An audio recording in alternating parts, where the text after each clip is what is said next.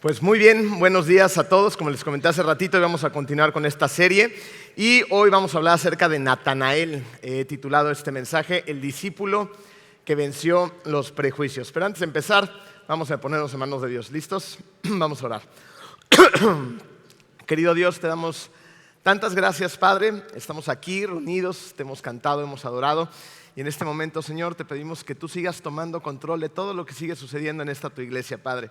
Que seas tú el que exprese tu mensaje, que sea un mensaje poderoso para las personas que nos acompañan el día de hoy y que seas tú el que toque sus corazones y venza esos prejuicios que muchas veces nos hace tomar muy malas decisiones. Padre, te amamos, te adoramos y te damos tantas gracias de todo lo que nos das. En el hermoso nombre de tu Hijo Jesús. Amén. Bueno, resulta que el compañero más cercano de Felipe, quien fue el discípulo del que hablamos la semana pasada, ¿se acuerdan de él? Era Natanael. A Natanael generalmente lo ubicamos un poquito más como Bartolomé, pues de esta manera, con este nombre, aparece en las 4 listas de los 12 discípulos. Sin embargo, Juan en su evangelio siempre se refiere a Bartolomé como Natanael. ¿Qué sabemos de Natanael? Fíjense, Natanael tiene un significado en su nombre, este significa Dios ha dado. También sabemos que Natanael venía de un pueblito llamado Cana. ¿Se acuerdan de este pueblito de Caná? La mayoría de ustedes lo han escuchado en la Biblia. Fue el lugar donde Jesús hizo su primer milagro y convirtió el agua en vino ayudando a un par de novios que se estaban casando. ¿Okay? Y también sabemos que Felipe y Natanael eran muy buenos amigos. ¿Por qué sabemos esto? Porque en 3 de los evangelios sus nombres van a aparecer juntos, así como en muchos de los relatos relacionados con la iglesia primitiva. Fíjense, como a Pedro y Andrés se les nombra juntos de maneras repetidas, siempre aparecen sus nombres juntos como hermanos. A Natanael y a Felipe se les nombra juntos, pero como amigos cercanos, lo que nos va a llevar al punto número 1 de su programa, el poder de la amistad. Para ilustrar esta idea, estuve pensando cómo hacerlo y la verdad es que me vino a la mente de inmediato una historia acerca de mi esposa y una de sus mejores amigas. Resulta que Jenny y Brenda, cuando estaban mucho más jóvenes, estamos hablando de hace unos 16, 17 años aproximadamente, ellas no conocían del Señor. Andaban pues sumergidas en la fiesta, en el mundo, en lo que el mundo nos ofrece. Y un día la mamá de Brenda, quien también asiste a nuestra iglesia, es Yurina, no sé si ande por aquí, Yurina fue invitada a un campamento, un encuentro cristiano. Fue a este campamento y Yurina, regresó transformada, impactada por todo lo que aprendió y escuchó acerca de Jesús y dijo, tengo que mandar a mi hija, tengo que mandar a Brenda, ¿no? Entonces, no me importa que no quiera, yo la mando porque la mando. Entonces, pues amenazó a su hija que tenía que ir al campamento cristiano y Brenda de inmediato le habló a Jenny, le dijo, amiga, mi mamá me quiere mandar a un campamento cristiano y yo no quiero ir, tienes que acompañarme. Y bueno, pues a regañadientes, ¿no? Jenny como que lo empezó a considerar y para no hacerles el cuento tan largo, se pusieron de acuerdo en hacer una pequeña travesura para no ir al campamento. Se fueron de fiesta un día antes, se fueron de fiesta a Playa del Carmen y pues la agarraron dura. Les dio la mañana, se amanecieron y Jenny me contaba, ¿no? Me decía, algo había dentro de mí que me empujó a hacer cosas que no había hecho antes, ¿no? Jenny, ya le pedí permiso de decir estas cosas. ¿Estás sabiendo dónde anda? Pero bueno, venía de una familia en la cual nunca habían tenido la necesidad de que se subiera un camión, por ejemplo, ¿no? Entonces Jenny no sabía andar en camión. Y ese día desde Playa del Carmen dijo, yo quiero ir al campamento y me voy a subir un camión, ¿no? Agarró su camioncito junto con su amiga, regresaron a Cancún y dijeron con cierto toque de orgullo y de prejuicios, bueno, total, si no nos gusta, traemos ya en Cancún coche y dinero y pues nos vamos de aquí, ¿no? Lo que no sabían es que llegando al campamento les iban a quitar el dinero, el coche, el celular, todo, ¿no? Y vámonos para adentro. Entonces, bueno, entraron al campamento y ahí empezó la transformación de ellas dos. Ahora Brenda está casada, tiene una chiquita, también asiste a nuestra iglesia y bueno, todos juntos hacemos familia en Cristo. En ese campamento ellas conocieron mucho de Jesús y empezó el inicio de su transformación. Miren, ¿a qué viene esto? La semana pasada yo les hice una pregunta acerca de si ustedes creían que la influencia que los otros tienen en ustedes era relevante. Y todos dijeron, sí, sí es relevante la influencia que los demás tienen en nosotros. Ahora la pregunta es la siguiente. ¿Qué tan importante crees que sea la influencia que tienes tú en los demás? ¿Creen que sea importante? Como podemos ver en esta clase de historias que las escuchamos todo el tiempo, pues es importante. A veces podemos creer que nuestra influencia es nula o no ponemos atención en ella, o podemos creer que nuestra influencia es poca. Pero analicemos rápidamente las cosas. Si Brenda no le hubiera pedido a Jenny que la acompañara al campamento y Jenny a su vez no hubiera tomado la decisión de acompañarle a este campamento, muy probablemente ninguna de las dos hubiera ido a este campamento. Una de las cosas que fue un determinante en el noviazgo de la que ahora es mi esposa, de Jenny y yo, fue precisamente que ella fuera cristiana. Yo también venía de una vida muy desordenada en aquel entonces, andaba también abrazado por el mundo, pero sí sabía lo que quería, ¿no? Mis papás me habían criado con ciertos valores cristianos y yo sabía que yo quería casarme con una mujer que amara a Cristo. En ese momento pues estaba desviado, pero esa era la visión, ¿no? La idea. Y me acuerdo que trabajábamos juntos cuando apenas empezaba pues, yo a ligármela. Y estábamos en Leona Vicario, trabajábamos para el gobierno en aquel entonces y nos tocó hacer un evento allá, en aquel entonces era una delegación. Y no sé si se acuerdan que Cancún y Puerto Morelos estaban conectados ya desde ese entonces por la ruta de los cenotes. Pero la ruta de los cenotes no estaba pavimentada, era toda de terracería. Entonces, hábilmente, yo para pasar más tiempo con ella, decidí no irme por la López Portillo, por la avenida principal, sino irme por la ruta de los cenotes. Entonces, pues romántico, el carro iba haciéndose así, yo la agarraba de la mano para que no se estresara entre los simios y los jaguares. Y llegó un momento en que la plática empezó a tornarse un poco más íntima en cuestión de nuestras creencias, y yo le pregunté, bueno, ¿y tú en qué crees? ¿Qué onda con tu vida, no? Y me empezó a contar de este campamento, que había no ido hace mucho tiempo a este campamento, que había conocido de Jesús y que ya era cristiana, ¿no? Y fíjense, en ese momento mi forma de ver a Jenny se transformó por completo.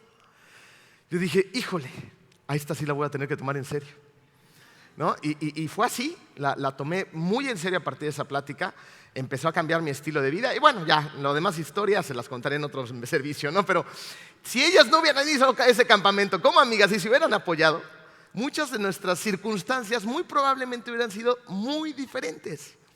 Esto nos dice que hay poder en la amistad. Y alguien que lo tenía muy claro era Felipe. Felipe, una vez que es encontrado por Jesús, lo primero que hace Felipe es ir por su mejor amigo.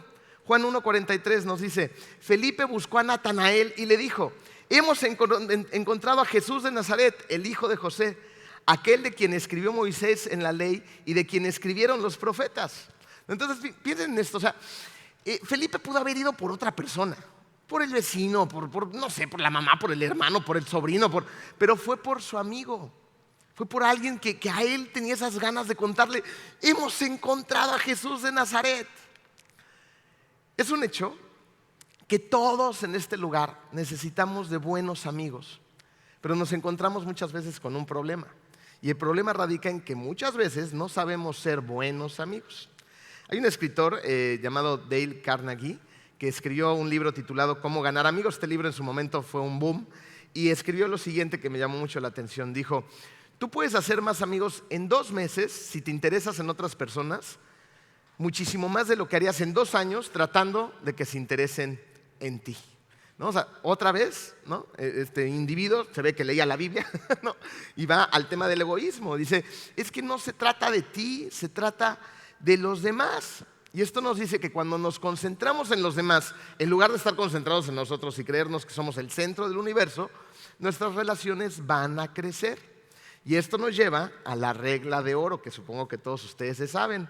Y la regla de oro viene de la Biblia, por si no lo sabían, la encontramos en Lucas 6:31. Dice, traten a los demás tal y como quieren que ellos los traten. En este pasaje rápidamente vamos a ver algunos consejos para convertirnos en los amigos que necesitamos ser. Primer consejo, la gente necesita ser aceptada. Eso no quiere decir que se queden igual, ¿ok? Pero de inicio necesita ser aceptada. Lo vemos con Jesús, ¿no? ¿A quiénes llamó Jesús sus amigos? A los discípulos. Estos hombres comunes y corrientes fueron aceptados tal y como eran en su primer encuentro con Jesús. Y esto es muy interesante porque Jesús no nos cambia para poder amarnos. Él nos ama para que nosotros cambiemos. Y esto es revelador porque nos damos cuenta que Jesús nos acepta tal y como venimos por la gracia de Dios. Y por lo mismo nosotros deberíamos hacer algo muy similar a esto. Deberíamos de aceptar a las personas también como vienen, ¿ok? Y una vez que tengamos ya esa relación con ellos, bueno, van a empezar a suceder otro tipo de cosas que vamos a ver a continuación. Segundo consejo, la gente necesita ser reconocida. Miren, el camino al corazón muchas veces es a través del oído, pero la verdad es que no estamos atentos, estamos muy distraídos. Estamos constantemente metidos en nuestras pantallas, en nuestra vida tan ajetreada, siempre lleno de actividades, de metas por alcanzar. Y la realidad es que en esa distracción dejamos de ver a la gente. Déjame hacerte una pregunta. ¿Qué mensaje envías cuando tú no le pones atención a las personas con las que estás? O sea, cuando está alguien contigo, pónganse en el lugar, en el escenario, y a lo mejor estás en la mesa de tu comedor, y ahí está tu familia, tus hijos, y tú estás clavadísimo, clavadísima en tu teléfono, ¿no? ¿Le suena familiar? ¿Sí? Sí. ¿No? Y estamos ahí mandando y respondiendo todos los mensajes de vida o muerte que tengo que responder. Y ahí está tu hijo, mamá, papá, pélame, es que mira, es que el otro. Ajá, sí, ahorita. ¿No? Ni los volteas a ver, ni los pelas. Y lo mismo es con el marido, con la esposa, con los amigos, con mucha gente a tu alrededor, ¿no es así? Además, ya vas por la calle así, mira, ¿no? Para todos lados. Llegamos a las reuniones y todos sacamos pues, el teléfono, ¿no? Y dejamos de platicar entre nosotros. ¿Qué mensaje estamos enviando? Estamos enviando un mensaje muy claro. Tú no me interesas en este momento. Hay muchas otras cosas más importantes que tú. El Facebook, responder el mensaje, el WhatsApp, lo que sea. Pero tú ahorita no eres importante para mí. Ese es el mensaje que estamos enviando. Pero ¿qué mensaje envías cuando escuchas con atención? Cuando tu lenguaje corporal cambia, ¿no? Y yo veo a mi amigo Santiago y lo veo a los ojos, ¿no? Y veo su rostro y ya se empezó medio a reír, ¿no? Y se empieza a relajar y me empieza a contar y empezamos a establecer una plática, ¿no? Y a lo mejor nos agarramos el hombro y nos apoyamos. ¿Qué mensaje le estoy enviando? Que me importa, que me interesa, que lo estoy viendo y lo estoy notando. La gente necesita ser apreciada, ¿ok? No, ¿qué dije? Reconocida, ya me falta el que sigue. La gente necesita ser reconocida, ¿ok? Y para esto necesita nuestra atención. ¿Y saben quién nos pone el mejor ejemplo? ¿Quién creen? El Dios del universo. Ese Dios tan grande en el que creemos, ese Dios que tiene completamente dominado el universo en expansión, los planetas, las galaxias, las mareas, los montes, los volcanes, todo está atento en ti. El Salmo 34:15 dice: los ojos del Señor están sobre los justos y sus oídos atentos a sus oraciones. Entonces, si Dios puede, ¿no? Evidentemente tú y yo debemos de poner atención sobre las demás personas. Tercer consejo, ahora sí, la gente necesita ser apreciada. Miren, alguien que hacía esto de manera continua y contundente es el apóstol Pablo. Acuérdense que en sus epístolas él está mandando cartas a diferentes iglesias donde las iglesias están haciendo un montón de cosas mal, ¿okay? La mayoría de ellas. Pero antes de ir al punto, ¿no? de que el apóstol Pablo les llame la atención, les diga, oigan, están cayendo en esto y están haciendo las cosas de esta manera, él generalmente, bueno, siempre en el inicio de sus cartas los apapacha, les da palabras de afirmación, les dice cosas como las siguientes en Romanos 1:8. En primer lugar, doy gracias a mi Dios por medio de Jesucristo por todos ustedes, ¿no? Le está diciendo, los amo y le doy gracias a Jesús por ustedes. Pues en el mundo entero se habla bien de su fe. Entonces, Pablo encuentra algo que destacar, algo que es importante que está sucediendo en ese lugar y lo enaltece. Habla acerca de ello. Ya luego les pone unas cachetadas de aquellas, ¿no? Pero primero, ¿no? Como el policía bueno, le habla bonito a la gente, la firma, la reafirma y luego ya se pone seria la situación. ¿Esto qué nos enseña? Que la palabra es poderosa y tiene la capacidad de dar lo necesario muchas veces para seguir incluso adelante. Hay una película que acaba de salir en Netflix, no se las voy a contar todo, les voy a dar ciertos detalles por si luego la quieren ver, pero no me acuerdo del nombre, pero me llamó la atención algunas situaciones que sucedieron. Se trata acerca del personaje principal, empieza la película tomando clases de aviación y es terrible, ¿no? Trae una avionetita Cessna, va el piloto, el instructor que le está dando las clases, y atrás va su hermano, que bueno, le echa toda la carrilla y el bullying habido y por haber, ¿no? Y bueno, se ve que el avión va tratando de descender hacia la pista de aterrizaje y el avión va, pero en unas condiciones terribles, le dan consejos, el hermano sigue burlando de él, le dice que los va a matar, es muy cómico todo lo que está sucediendo, total que ya va a aterrizar y le da el avión al piloto, ¿no? Al instructor, le dijo, no puedo, ¿no? Entonces ya el piloto se vuelve a encargar y bueno, bajan del avión y el hermano le dice, dedícate a otra cosa, brother, pero esto no es lo tuyo, ¿no? Y luego se empieza a desarrollar la trama, esta familia es cristiana hay simbolismos por todos lados acerca de esto, oran, tienen la Biblia, tienen versículos, ¿no? Y se ve una familia pues, muy bonita, tiene ahí un adolescente complicado, la otra adolescente bien buena onda, hacen carnes asadas, ganan concursos, vaya, se ve una familia extraordinaria. Y de repente empiezan las desgracias. Se empieza a poner complicada la situación en su vida y su hermano que tanto ama muere, el que se burlaba de él, ¿no? Le da un paro cardíaco, él no lo puede creer, dice, pero si apenas hace un par de días estábamos platicando, esto no es posible. Y entonces viajan al lugar donde van a hacer la ceremonia fúnebre de su hermano, ¿no? Y ya después de todo esto, él se enoja con Dios, le reclama, ¿no? Se aleja de la fe, le dice cómo es posible, etcétera, etcétera. Y de regreso a su ciudad de origen, rentan una avioneta y va un piloto que es experimentado y que se ve que es amigo de ellos, ¿no? Un señor ya grande. Y entonces él se va como copiloto, porque es su cuate, y va su esposa y sus 2 hijas atrás. Entonces va en el avión, pues él pensando, ¿no? Reflexionando, de repente se queda viendo el cielo, y cuando voltea, el piloto está muerto, ¿no? El señor le acaba de dar un paro cardíaco. Esta fue basada en hechos ¿cómo se dice? Gracias, en la historia real, ¿no? En hechos de la historia real, algo así. Bueno, el caso es que el señor se muere, el piloto, y pues imagínense, ¿no? Le dice a Dios, no inventes, ya se murió mi hermano de un paro cardíaco, ahora el piloto, ¿qué voy a hacer? Y se pone como loco, empieza a tratar de pedir ayuda por la radio, le empiezan a orientar y todos los que están del otro lado de la radio dicen, esto es imposible, este señor se va a matar. No hay manera en la que se salve manejando un avión de esto cuando no tiene experiencia más que de un Cessna. Se sigue desarrollando la trama y llega un punto en el cual él ya está aproximándose a la pista de aterrizaje. Y cuando ve la pista de aterrizaje, otra vez, como en el Cessna, en un inicio va el avión totalmente inestable, los vientos laterales empujan la avioneta, no puede aterrizar, vuelve a tomar velocidad y cuando vuelve a dar la vuelta para volver a tratar de tomar la pista, una tormenta los ha alcanzado.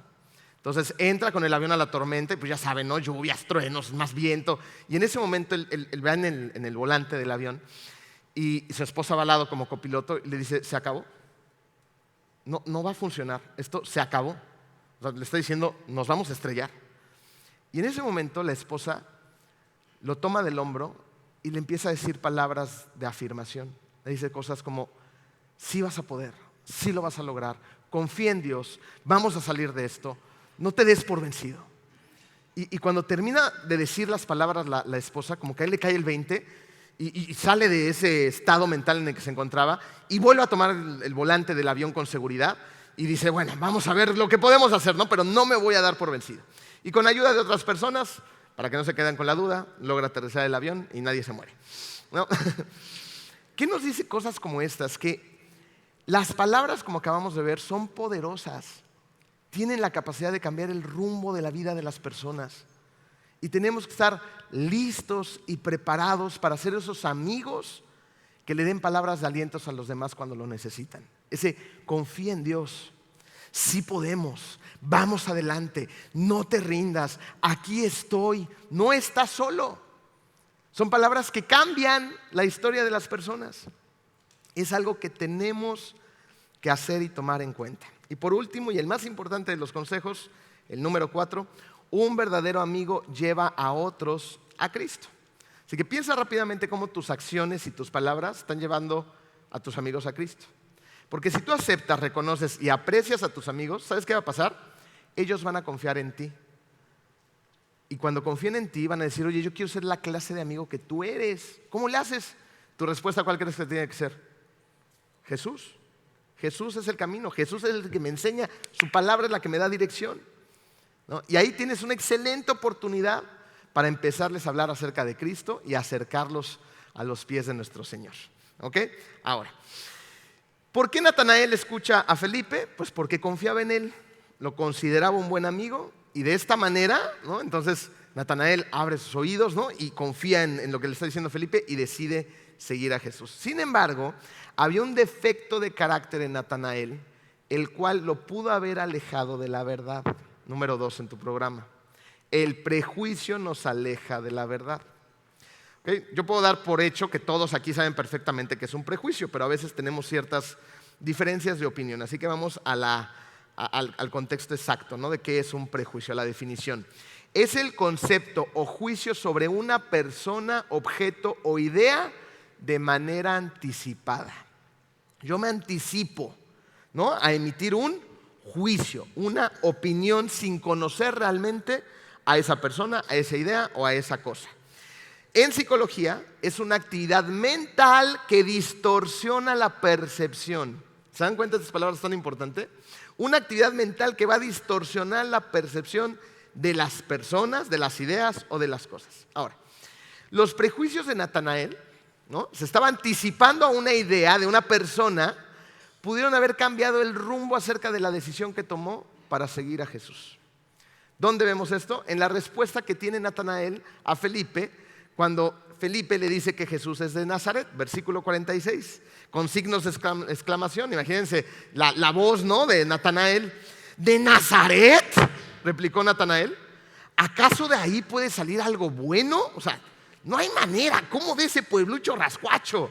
¿No? Entonces, miren, esa no era una objeción racional, ¿no? O sea, no estaba basado en hechos bíblicos, ¿no?, en una idea bien argumentada. Estaba basada en una emoción que tenía Natanael. ¿Y qué está revelando? Pues el desprecio de Natanael por Nazaret. Ahora, ¿por qué hay desprecio? Vamos a llegar a unir algunos puntos. Natanael era de Caná, ¿no?, el pueblito donde Jesús hace su primer milagro.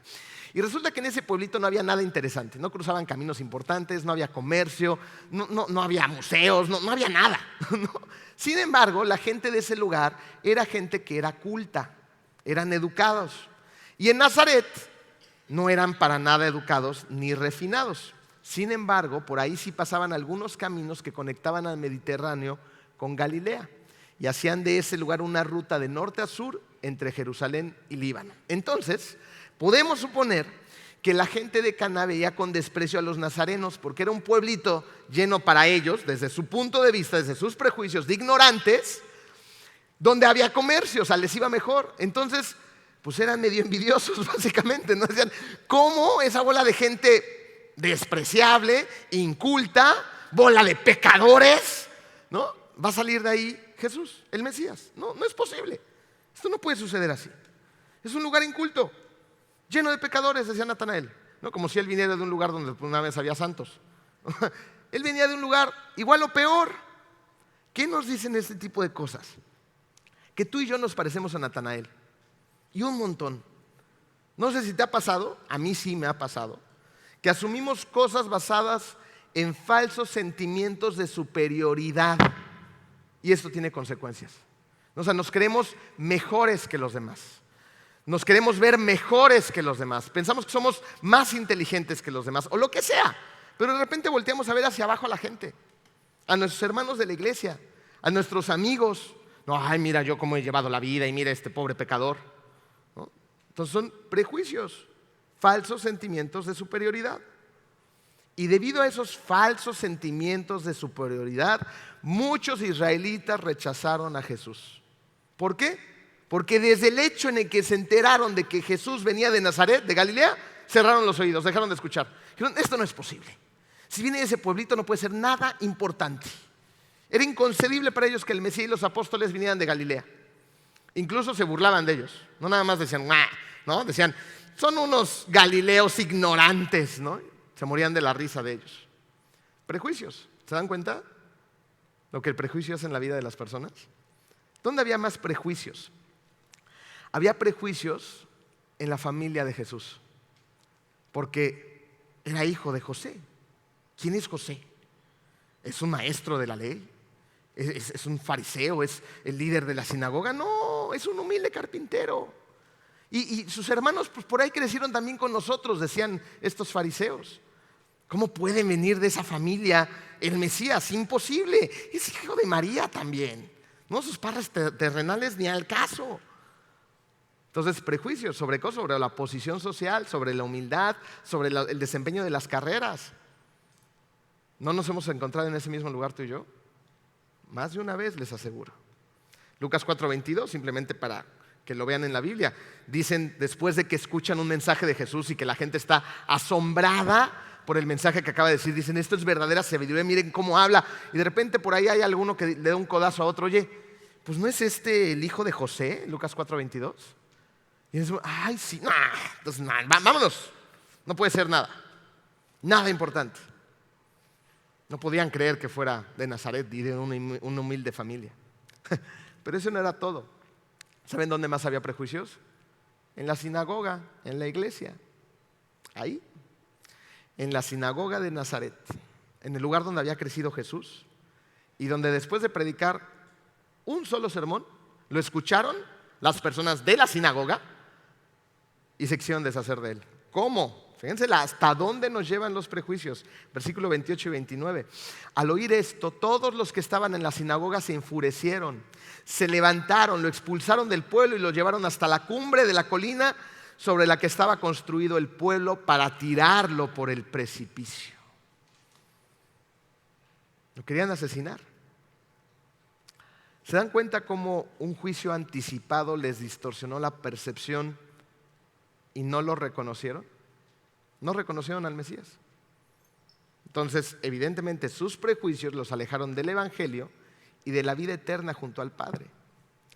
Hubo un escritor llamado Juan Bunyan, quien escribió El progreso del peregrino, que entendió muy bien el peligro del prejuicio. Y en una alegoría es una representación en que las cosas tienen un significado simbólico, describe las fuerzas de Emmanuel, Dios con nosotros, llevando el Evangelio a una ciudad, la ciudad de Mansoul. Les voy a leer un extracto.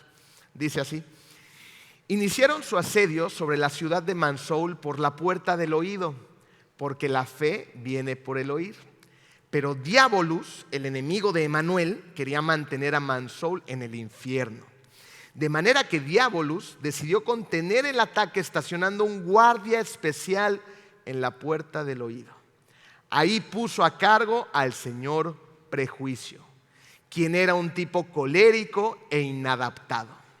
De inmediato lo nombraron capitán de la guardia de esa puerta y pusieron bajo su mando a 60 hombres llamados hombres sordos, pues no oían ni una sola palabra. Esta es una descripción de cómo las personas se vuelven insensibles al Evangelio, ya que sus prejuicios les cierran los oídos, les cierran el corazón. Hace un tiempo me encontraba acompañando a una persona que está enferma y un médico fue a verlo a su casa y le estaba explicando las consecuencias que inevitablemente van a llegar a su vida si esta persona no hace los cambios necesarios y lleva a cabo un tratamiento para mejorar su salud. Sin embargo, el paciente, debido a sus prejuicios, ideas preconcebidas, fuera de la realidad, que distorsionan la claridad de las cosas, no hace instrucciones a un médico más que le decía qué hacer, porque ha visto varios médicos y todos le dicen exactamente lo mismo. Pero él no hace lo que los médicos le dicen. Él cree que es más sabio, que tiene sus propias ideas y que sus ideas lo van a hacer salir adelante. Pero no es así. Al final de esa consulta, yo ya me retiré de la casa con el médico y nos quedamos platicando en la banqueta el médico y yo. Y el médico me decía, si él no hace los cambios que ya sabe que tiene que hacer, la enfermedad va a ir avanzando a un punto sin retorno, en el que va a tener consecuencias pues, que le van a quitar su salud, su calidad de vida y posiblemente lo van a llevar a la muerte. Miren, es increíble cuánta gente sabe con precisión y de manera tan clara lo que tiene que hacer en la vida. Llámese salud, llámese matrimonio, llámese crianza, ¿no? Llámese los mandamientos a los que nos manda Jesús. Sin embargo, sus oídos se cierran. Hay prejuicios, ¿no? Esto sí, pero esto no. Yo tengo una mejor idea. ¿Por qué no hacemos las cosas de esa manera? Pero es claro. Es clara la información. Es contundente lo que tienes que hacer. No lo decimos nosotros, lo dice la palabra de Dios. Lo dice un médico certificado con especialidades. Uno más. Pero no hacemos caso. Muchas veces debido a los prejuicios. Y es ahí donde las personas que tenemos el privilegio de liderar lugares como este, como la iglesia, no me van a dejar mentir, aquí hay varios servidores que dan consejería en algunos casos, a veces les decimos a las personas lo que dice la palabra de Dios, con claridad, una y otra y otra y otra y otra y otra vez. Y la gente no hace caso. Y luego ves personas totalmente acabadas por la salud, por una enfermedad que destruyó su salud. Ves personas con matrimonios que tronaron como palomitas, que no hicieron todo lo que la palabra de Dios les decía. Hijos que se van y no regresan a los pies de Cristo en muchas formas porque no hacían lo que Dios quería que hicieran. economías destruidas completamente, negocios cerrados, trabajos perdidos, relaciones rotas, porque muchas veces sabemos qué hacer, pero cerramos nuestros oídos. Esos prejuicios, ahí está el Señor, prejuicio y distorsionando todo lo que escuches, predisponiéndote a la gente, a las ideas, a las cosas, distorsiona toda la verdad. No escuchas con claridad. Así hay mucha gente que cierra sus oídos hoy en día al Evangelio y escuchan de Jesús. No, hombre, ese Jesús, ¿cómo crees? No, pues pudo haber sido un maestro, ¿no? Pero el Hijo de Dios, hombre, imposible. Y un día van a tener una cita con el Señor. Y el único camino a Dios es Jesús. El único. No hay más. O sea, no importa cuántas ideas tengas, eso no cambia la verdad de las cosas. Hay una verdad, hay un camino. Y tiene un nombre, es Jesús. Hay otros que han aceptado a Jesús como su Salvador, pero el prejuicio no se da por vencido y sigue trabajando para que no hagas la voluntad de Dios. Y para que vivas en la completa libertad que nos ofrece el Señor a través de la obediencia. Ahí está el prejuicio, no se da por vencido. Imagínate el cambio radical que tú y yo tendríamos si destituyéramos por completo al Señor prejuicio, ¿no? Si mandáramos ese capitán inadaptado y colérico a que lo decapitaran. Sácate de mi vida. ¿No habría un cambio en tu vida y en la mía? Claro que sí. Algo maravilloso en la historia de Natanael es que aunque había prejuicios, el prejuicio no era más fuerte que su fe. Allí había un prejuicio, pero Natanael había trabajado con fuerza la fe que él tenía en el Mesías que estaba esperando. Juan 1:46, ven a ver, le contestó Felipe, ven a ver. Juan 1:47, cuando Jesús vio que Natanael se le acercaba, ven a ver, le dijo Felipe, comentó, aquí tienen a un verdadero israelita en quien no hay falsedad. Esto lo dijo Jesús. Entonces imagínense, ¿no? Que tú te acercas a Jesús y lo primero que escuchas es una palabra de tanta aprobación como esta. Aquí tienen a un verdadero israelita en quien no hay falsedad. Algo muy interesante es que Natanael tenía sus defectos de carácter, como tú y yo, pero más importante, tenía un corazón que no estaba dañado por la hipocresía ni por la falsedad. Lo que era verdad en su corazón era un amor por Dios genuino, verdadero. Tenía un anhelo por el Mesías. Es por eso precisamente que Jesús se refiere a él como un verdadero israelita. ¿Por qué? Porque en aquel entonces había una bola de hipócritas que decían querer tener una relación con Dios, pero no era verdad. Miren, la palabra griega para verdadero es aletos, que quiere decir genuinamente. Natanael tenía un corazón genuino. Y aquí Jesús no está haciendo referencia a su ascendencia, ¿no? Viene de la pura cepa de Abraham, por eso es un verdadero israelita. No, está haciendo referencia a un corazón donde no hay engaño, donde no hay hipocresía, donde hay un corazón genuino. Eso fue lo que lo definió como un verdadero israelita. Entonces, Pablo hace una descripción de la hipocresía y la falsedad de aquella época en Romanos 2:28 al 29. Dice, lo exterior no hace a nadie judío, ni consiste la circuncisión en una señal en el cuerpo. El verdadero judío lo es interiormente y la circuncisión es la del corazón, la que realiza el espíritu, no el mandamiento escrito. Al que es judío así, lo alaba Dios y no la gente. Natanael era un judío que amaba a Dios, afectado por el pecado como todos nosotros, pero justificado ante Dios a través de una fe verdadera que fue capaz de vencer obstáculos como el prejuicio. Lo que nos lleva al punto número 3. Una fe verdadera vence los prejuicios. Vamos a ver qué nos dice Juan 1:48. ¿Se dan cuenta? Hemos ido versículo por versículo. Dice ahora, ¿de dónde me conoces?, le preguntó Natanael. Antes de que Felipe te llamara, cuando aún estabas bajo la higuera, ya te había visto.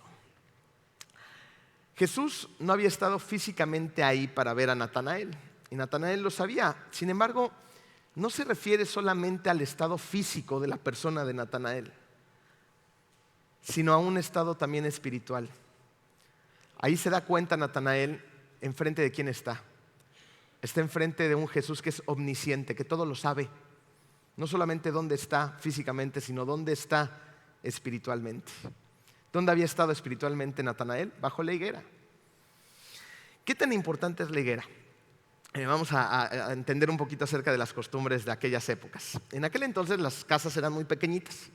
Generalmente solamente tenían un cuarto y la gente cocinaba adentro, por lo tanto, pues había humo, el aire estaba viciado, era incómodo estar dentro de la casa.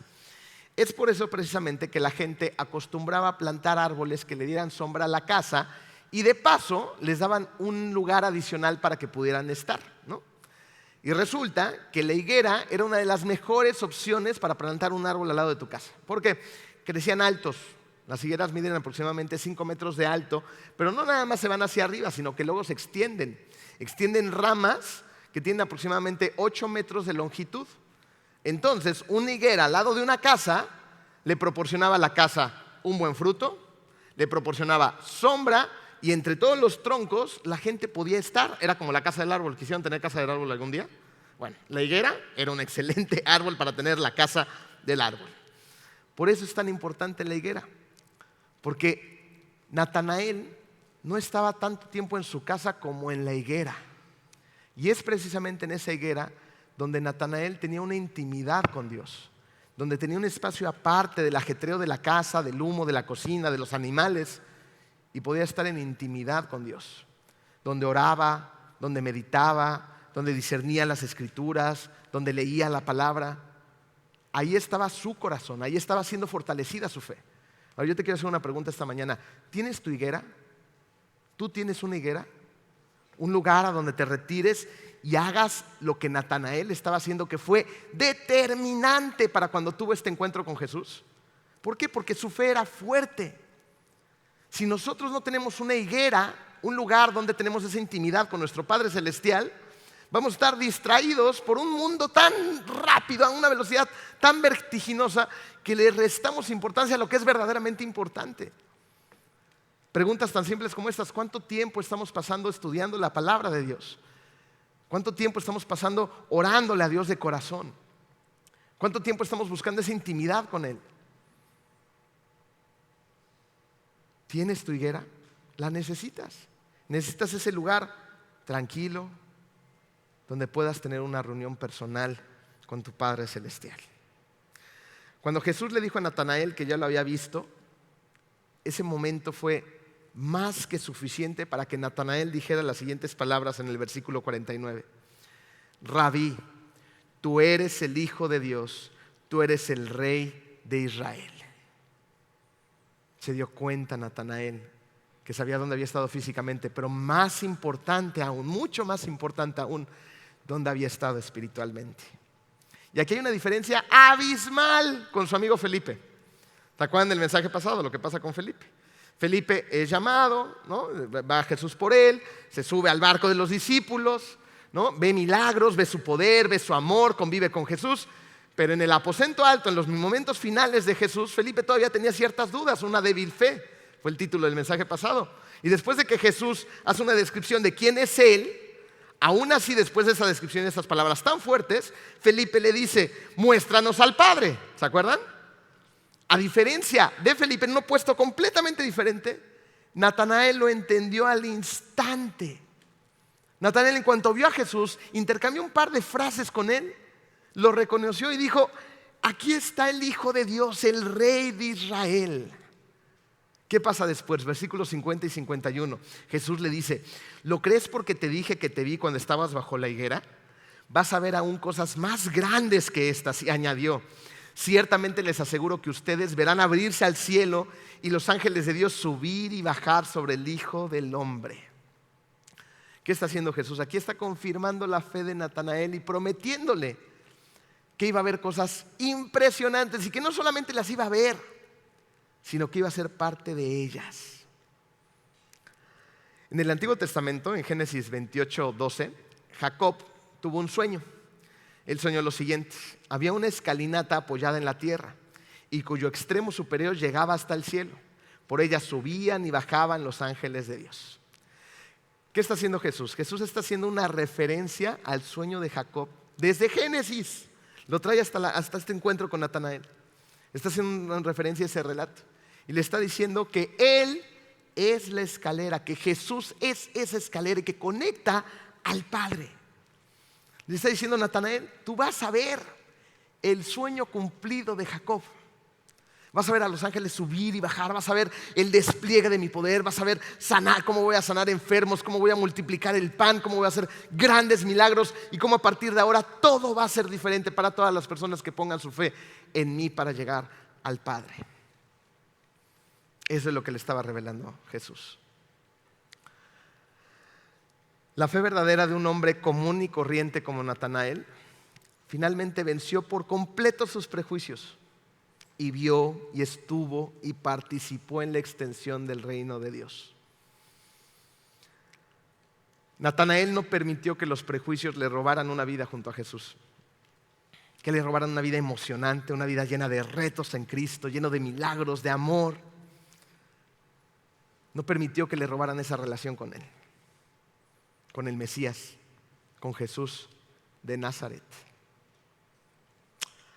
Los escritores de la iglesia primitiva sugieren que Natanael llevó el evangelio a Persia, a la India y que de hecho llegó hasta Armenia. También se dice que hay dos posibilidades de su muerte. Una de ellas es que fue embolsado, atado de manos y echado al mar, muriendo ahogado. Y otra versión dice que fue muerto siendo crucificado. De una u otra manera, lo que sabemos es que Natanael murió martirizado a causa del evangelio. Hoy la vida de Natanael nos deja enseñanzas acerca del poder de la amistad, de cómo el prejuicio nos aleja de la verdad y de cómo una fe verdadera los vence. ¿Cuál es nuestra oración como iglesia? Nuestra oración es que tú no permitas que tus prejuicios cierren tus oídos.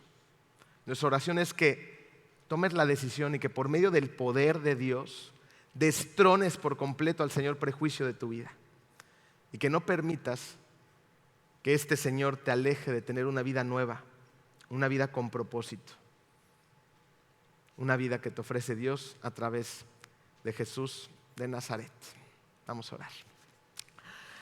Querido Dios, yo sé bien los prejuicios por los que cargamos, Padre, y los lugares por donde hemos pasado y cómo tú nos muestras a través de la vida diaria, de la experiencia, pero sobre todo de tu palabra, Padre, cómo estos prejuicios nos dañan tanto, nos alejan de grandiosas amistades y relaciones y también muchas veces nos alejan de ti, Señor. Te pido, Padre, que podamos detectar claramente al Señor prejuicio de nuestra vida, a ese soldadito que ha tratado de adueñarse de nuestros oídos y lo mandemos a decapitar, Señor. Te damos gracias porque tu palabra es verdadera, tu palabra es clara, Señor, confrontante a veces, pero llena de amor siempre, Señor. Gracias, Padre, por todo lo que estás haciendo en nuestra iglesia, Señor, que es tuya. Gracias por lo que estás haciendo en nuestras vidas y gracias por lo que seguirás haciendo. Te amamos mucho. En el hermoso nombre de tu Hijo Jesús. Amén.